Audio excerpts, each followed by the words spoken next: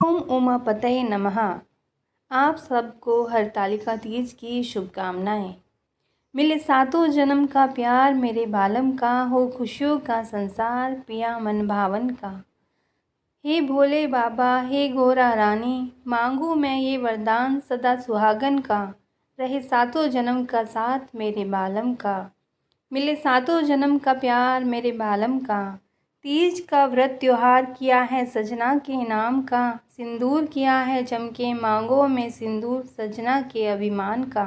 हे भोले बाबा, हे गोरा रानी, मांगू मैं वरदान सदा सुहागन का, रहे सातों जन्म का साथ मेरे साजन का, रहे सातों जन्म का साथ मेरे साजन का। स्वागत है आपका हरिका पंचांग चैनल पर। हरतालिका तीज का व्रत हिंदू धर्म में सबसे बड़ा व्रत माना जाता है। यह तीज का त्यौहार भादो मास के शुक्ल पक्ष की तृतीया तिथि को मनाया जाता है। यह आमतौर पर अगस्त सितंबर के महीने में ही आती है। इसे गौरी तृतीया व्रत भी कहते हैं। भगवान शिव और पार्वती को समर्पित है। खासतौर पर महिलाओं द्वारा यह त्यौहार मनाया जाता है। कम उम्र की लड़कियों के लिए भी यह हरतालिका का व्रत सबसे श्रेष्ठ समझा जाता है। विधि विधान से हरतालिका तीज का व्रत करने से जहां कुंवारी कन्याओं को मनचाहे वर की प्राप्ति होती है, वहीं विवाहित महिलाओं को अखंड सौभाग्य मिलता है। हरतालिका तीज में भगवान शिव, माता गौरी और गणेश जी की पूजा का महत्व है। यह व्रत निराहार और निर्जला किया जाता है। शिव जैसा पति पाने के लिए कुंवारी कन्या इस व्रत को विधि विधान से करती है। आइए जानते हैं हरतालिका तीज व्रत विधि और नियम। हरतालिका पूजन प्रदोष काल में किया जाता है। प्रदोष काल अर्थात दिन रात के मिलने का समय। सूर्यास्त के बाद के 3 मुहूर्त को प्रदोष काल कहा जाता है। हरतालिका पूजन के लिए शिव, पार्वती, गणेश और रिद्धि सिद्धि जी की प्रतिमा बालू, रेत अथवा काली मिट्टी से बनाई जाती है। विविध पुष्पों से सजाकर उसके भीतर रंगोली डालकर उस पर चौकी रखी जाती है। चौकी पर एक अष्टदल बनाकर उस पर थाल रखते हैं। उस थाल में केले के पत्ते को रखते हैं। सभी प्रतिमाओं को केले के पत्ते पर रखा जाता है। सबसे पहले शुद्ध घी का दीपक जलाएं। इसके बाद दाहिने हाथ में अक्षत, रोली, बेलपत्र, मूंग, फूल और पानी लेकर इस मंत्र से संकल्प करें। उमा महेश्वर सायुज्य सिद्धये हरितालिका व्रतमहं करिष्ये। इसके बाद कलश के ऊपर नारियल रखकर लाल कलावा बांधकर पूजन किया जाता है। कुमकुम, हल्दी, चावल, पुष्प चढ़ाकर विधिवत पूजन होता है। कलश के बाद गणेश जी की पूजा की जाती है। उसके बाद शिव जी की पूजा की जाती है। इसके बाद माता गौरी की पूजा की जाती है। उन्हें संपूर्ण श्रृंगार चढ़ाया जाता है। इसके बाद अन्य देवताओं का आह्वान करके षोडशोपचार पूजन किया जाता है। इसके बाद हरतालिका व्रत की कथा पढ़ी जाती है। इसके पश्चात आरती की जाती है, जिसमें सबसे पहले गणेश जी की, पुनः शिव जी, फिर माता गौरी की आरती की जाती है। इस दिन महिलाएं रात्रि जागरण भी करती हैं और कथा पूजन के साथ साथ कीर्तन करती हैं। प्रत्येक पहर में भगवान शिव को सभी प्रकार की वनस्पतियों जैसे बेलपत्र, आम के पत्ते, चंपक के पत्ते और केवड़ा अर्पण किया जाता है। आरती और स्तोत्र द्वारा आराधना की जाती है। हरतालिका व्रत का नियम है कि इसे एक बार आरंभ करने के बाद छोड़ा नहीं जा सकता। प्रातः अंतिम पूजा के बाद माता गौरी को जो सिंदूर चढ़ाया जाता है, उस सिंदूर से सुहागिन स्त्री सुहाग लेती है। ककड़ी और हलवे का भोग लगाया जाता है। उसी ककड़ी को खाकर उपवास तोड़ा जाता है। अंत में सभी सामग्री को इकट्ठा करके पवित्र नदी एवं कुंड में विसर्जित किया जाता है। भगवती उमा की पूजा के लिए ये मंत्र बोलना चाहिए। ओम उमाय नमः, ओम पार्वतये नमः, ओम जगदात्रय नमः, ओम जगत प्रतिष्ठय नमः, ओम शांति रूपिणे नमः, ओम शिवाय नमः। भगवान शिव की आराधना इन मंत्रों से करनी चाहिए। ओम हराय नमः, ओम महेश्वराय नमः, ओम शंभवे नमः, ओम शूलपाणाय नमः, ओम पिनाक वृषे नमः, ओम शिवाय नमः, ओम पशुपतये नमः, ओम महादेवाय नमः। नामों का उच्चारण कर बाद में पंच उपचार या सामर्थ्य हो तो षोडश उपचार विधि से पूजन किया जाता है। पूजा दूसरे दिन सुबह समाप्त होती है। तब महिलाओं द्वारा अपना व्रत तोड़ा जाता है और अन्न ग्रहण किया जाता है। हरितालिका पूजन प्रातःकाल ना करके प्रदोष काल यानी कि सूर्यास्त के बाद के 3 मुहूर्त में किया जाना ही शास्त्र सम्मत है। प्रदोष काल निकालने के लिए आपके स्थानीय सूर्यास्त में आगे के 96 मिनट जोड़ दें तो यह 1 घंटे 36 मिनट के लगभग का समय प्रदोष काल माना जाता है। प्रातःकाल हरितालिका पूजा का मुहूर्त है सुबह 6:07 से 8:35 तक और प्रदोष काल का मुहूर्त है शाम को 6:19 से 6:43 तक। पारण अगले दिन 19 सितंबर के सूर्योदय से पहले स्नान करने के बाद करना उत्तम रहेगा। आइए जानते हैं व्रत पूजन की सामग्री।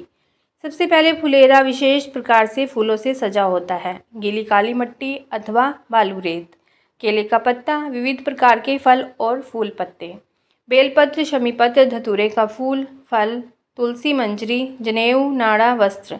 माता गौरी के लिए पूरा सुहाग की सामग्री चाहिए, जिसमें चूड़ी, बिछिया, काजल, बिंदी, कुमकुम, सिंदूर, कंघी, महावर, मेहंदी आदि एकत्र की जाती है। इसके अलावा बाजारों में सुहाग पूड़ा मिलता है, जिसमें सभी सामग्री होती है। घी, तेल, दीपक, कपूर, कुमकुम, सिंदूर, अबीर, चंदन, नारियल, कलश। पंचामृत के लिए घी, दही, शक्कर, दूध, शहद। आइए सुनते हैं हरतालिका तीज व्रत कथा। भगवान शिव ने पार्वती जी को उनके पूर्व जन्म का स्मरण कराने के उद्देश्य से इस व्रत के महात्म की कथा कही थी। श्री भोले शंकर बोले, हे गौरी, पर्वतराज हिमालय पर स्थित गंगा के तट पर तुमने अपनी बाल्यावस्था में 12 वर्षों तक अधोमुखी होकर घोर तप किया था। इतनी अवधि तुमने अन्न न खाकर पेड़ों के सूखे पत्ते चबाकर व्यतीत किए। माघ की विकराल शीतलता में तुमने निरंतर जल में प्रवेश करके तप किया। बैसाख की जला देने वाली गर्मी में तुमने पंच अग्नि से शरीर को तपाया। सावन की मूसलाधार बारिश में खुले आसमान के नीचे बिना अन्न जल ग्रहण किए समय व्यतीत किया। तुम्हारे पिता तुम्हारी कष्ट साध्य तपस्या को देखकर बड़े दुखी होते थे। उन्हें बड़ा क्लेश होता था। तब एक दिन तुम्हारी तपस्या तथा पिता के दुख को देखकर नारद जी तुम्हारे घर पधारे। तुम्हारे पिता ने हृदय से अतिथि सत्कार करके उनके आने का कारण पूछा। नारद जी ने कहा, गिरिराज, मैं भगवान विष्णु के भेजने पर यहाँ उपस्थित हुआ। आपकी कन्या ने बड़ा कठोर तप किया है। इससे प्रसन्न होकर वे आपकी सुपुत्री से विवाह करना चाहते हैं। इस संदर्भ में आपकी राय जानना चाहता हूँ। नारद जी की बात सुनकर गिरिराज गदगद हो उठे। उनके तो जैसे सारे दुख ही समाप्त हो गए। प्रसन्नचित होकर वे बोले, श्रीमान, यदि स्वयं विष्णु जी मेरी कन्या का वरण करना चाहते हैं तो भला मुझे क्या आपत्ति हो सकती है। वे तो साक्षात ब्रह्मा हैं। हे महर्षि, यह तो हर पिता की इच्छा होती है कि उसकी पुत्री सुख संपदा से युक्त पति के घर की लक्ष्मी बने। पिता की सार्थकता इसी में है कि पति के घर जाकर उसकी पुत्री पिता के घर से अधिक सुखी रहे। तुम्हारे पिता की स्वीकृति पाकर नारद जी विष्णु के पास गए और उनसे तुम्हारे विवाह का निश्चित होने का समाचार सुनाया। मगर इस विवाह संबंध की बात जब तुम्हारे कान में पड़ी तो तुम्हारे दुख का ठिकाना न रहा। तुम्हारी एक सखी ने तुम्हारी इस मानसिकता दशा को समझ लिया और उसने तुमसे उस विक्षिप्तता का कारण जानना चाहा। तब तुमने बताया, मैंने सच्चे हृदय से भगवान शिव शंकर का वरण किया है, किंतु मेरे पिता ने मेरा विवाह विष्णु जी से निश्चित कर दिया। मैं विचित्र धर्म संकट में हूँ, अब क्या करूँ। प्राण छोड़ देने के अतिरिक्त अब कोई भी उपाय शेष नहीं बचा है। तुम्हारी सखी बड़ी ही समझदार और सूझबूझ वाली थी। उसने कहा, सखी, प्राण त्यागने का इसमें कारण ही क्या है। संकट के मौके पर धैर्य से काम लेना चाहिए। नारी के जीवन की सार्थकता इसी में है कि पति रूप में हृदय से जिसे एक बार स्वीकार कर लिया, जीवन पर्यंत उसी से निर्वाह करे। सच्ची आस्था और एक निष्ठा के समक्ष तो ईश्वर को भी समर्पण करना पड़ता है। मैं तुम्हें घनघोर जंगल में ले चलती हूँ, जो साधना स्थली भी हो और जहाँ तुम्हारे पिता तुम्हें खोज भी ना पाएं। वहाँ तुम साधना में लीन हो जाना। मुझे विश्वास है कि ईश्वर अवश्य ही तुम्हारी सहायता करेंगे। तुमने ऐसा ही किया। तुम्हारे पिता तुम्हें घर पर न पाकर बड़े दुखी तथा चिंतित हुए। वे सोचने लगे कि तुम जाने कहाँ चली गई। मैं विष्णु जी से उसका विवाह करने का प्रण कर चुका हूँ। यदि भगवान विष्णु बारात लेकर आ गए और कन्या घर पर ना हुई तो बड़ा अपमान होगा। मैं तो कहीं मुंह दिखाने के योग्य भी नहीं रहूँगा। यही सब सोचकर गिरिराज ने जोर शोर से तुम्हारी खोज शुरू करवा दी। इधर तुम्हारी खोज होती रही और उधर तुम अपनी सखी के साथ नदी के तट पर एक गुफा में मेरी आराधना में लीन थी। भादो शुक्ल तृतीया को हस्त नक्षत्र था। उस दिन तुमने रेत के शिवलिंग का निर्माण करके व्रत किया। रात भर मेरी स्तुति के गीत गाकर जागी। तुम्हारी इस कष्ट साध्य तपस्या के प्रभाव से मेरा आसन डोलने लगा। मेरी समाधि टूट गई। मैं तुरंत तुम्हारे समक्ष जा पहुंचा और तुम्हारी तपस्या से प्रसन्न होकर तुमसे वर मांगने के लिए कहा। तब अपनी तपस्या के फलस्वरूप मुझे अपने समक्ष पाकर तुमने कहा, मैं हृदय से आपको पति के रूप में वरण कर चुकी हूँ। यदि आप सचमुच मेरी तपस्या से प्रसन्न होकर आप यहाँ पधारे हैं तो मुझे अपनी अर्धांगिनी के रूप में स्वीकार कर लीजिए। तब मैं तथास्तु कहकर कैलाश पर्वत पर लौट आया। प्रातः होते ही तुमने पूजा की समस्त सामग्री को नदी में प्रवाहित करके अपनी सहेली सहित व्रत का पालना किया। उसी समय अपने मित्र बंधु व दरबारियों सहित गिरिराज तुम्हें खोजते खोजते वहां आ पहुँचे और तुम्हारी इस कष्ट साध्य तपस्या का कारण तथा उद्देश्य पूछा। उस समय तुम्हारी दशा को देखकर गिरिराज अत्यधिक दुखी हुए और पीड़ा के कारण उनकी आंखों में आंसू उमड़ आए थे। तुमने उनके आंसू पोंछते हुए विनम्र स्वर में कहा, पिताजी, मैंने अपने जीवन का अधिकांश समय कठोर तपस्या में बिताया है। मेरी इस तपस्या का उद्देश्य केवल यही था कि मैं महादेव को पति के रूप में पाना चाहती थी। आज मैं अपनी तपस्या की कसौटी पर खरी उतर चुकी हूँ। आप क्योंकि विष्णु जी से मेरा विवाह करने का निर्णय ले चुके थे, इसीलिए मैं अपने आराध्य की खोज में घर छोड़कर चली आई। अब मैं आपके साथ इसी शर्त पर घर जाऊंगी कि आप मेरा विवाह विष्णु जी से ना करके महादेव जी से करेंगे। गिरिराज मान गए और तुम्हें घर ले आए। कुछ समय के पश्चात शास्त्रोक्त विधि विधान पूर्वक उन्होंने हम दोनों को विवाह सूत्र में बांध दिया। हे पार्वती, भादों की शुक्ल पक्ष की तृतीया को तुमने मेरी आराधना करके जो व्रत किया था उसी के फलस्वरूप मेरा तुमसे विवाह हो सका। इसका महत्व यह है कि मैं इस व्रत को करने वाली कुंवारियों को मनोवांछित फल देता हूँ। इसीलिए सौभाग्य की इच्छा करने वाली प्रत्येक युवती को यह व्रत पूरी एक निष्ठा तथा आस्था से करना चाहिए। हरतालिका व्रत के कुछ सरल उपाय हैं जो आप कर सकते हैं। देवी भागवत के अनुसार माता पार्वती का अभिषेक आम अथवा गन्ने के रस से किया जाए तो लक्ष्मी और सरस्वती ऐसे भक्त का घर छोड़कर कभी नहीं जाती। वहाँ नित्य ही संपत्ति और विद्या का वास रहता है। शिव पुराण के अनुसार लाल और सफ़ेद आंकड़े के फूल से शिव का पूजन करने पर भोग व मोक्ष की प्राप्ति होती है। माता पार्वती को घी का भोग लगाएं तथा उसका दान करें। इससे रोगी को कष्टों से मुक्ति मिलती है तथा वह निरोगी होता है। माता पार्वती को शक्कर का भोग लगाकर उसका दान करने से भक्त को दीर्घायु प्राप्त होती है।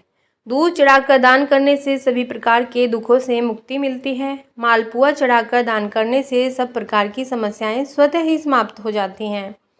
हरतालिका व्रत के दिन शिव पुराण के अनुसार भगवान शिव को चमेली के फूल चढ़ाने से वाहन सुख मिलता है।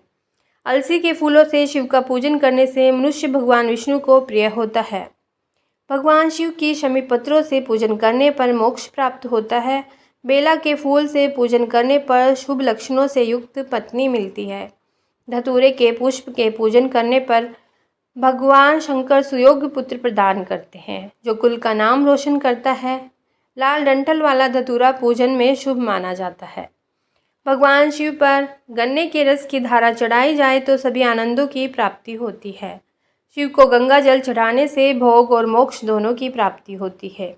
देवी भागवत के अनुसार वेद पाठ के साथ यदि कपूर, सुगंधित वनस्पति, केसर, कस्तूरी व कमल के जल से माता पार्वती का अभिषेक करने से सभी प्रकार के पापों का नाश हो जाता है तथा साधक को थोड़े प्रयासों से ही सफलता मिलती है। जूही के फूल से भगवान शिव का पूजन करने से घर में कभी अन्न की कमी नहीं होती। दुर्वा से पूजन करने पर आयु बढ़ती है। कनेर के फूलों से शिव पूजन करने से नवीन वस्त्रों की प्राप्ति होती है। हरसिंगार के पुष्पों से पूजन करने पर सुख संपत्ति में वृद्धि होती है। देवी भागवत के अनुसार माता पार्वती को केले का भोग लगाकर दान करने से परिवार में सुख शांति रहती है। शहद का भोग लगाकर दान करने से साधक को धन प्राप्ति के योग बनते हैं। गुड़ की वस्तुओं का भोग लगाकर दान करने से दरिद्रता का नाश होता है। भगवान शिव को चावल चढ़ाने से धन की प्राप्ति होती है। तिल चढ़ाने से पापों का नाश हो जाता है। दाख के रस से यदि माता पार्वती का अभिषेक किया जाए तो भक्तों पर देवी की कृपा बनी रहती है। शिव पुराण के अनुसार जौ अर्पित करने से सुख में वृद्धि होती है।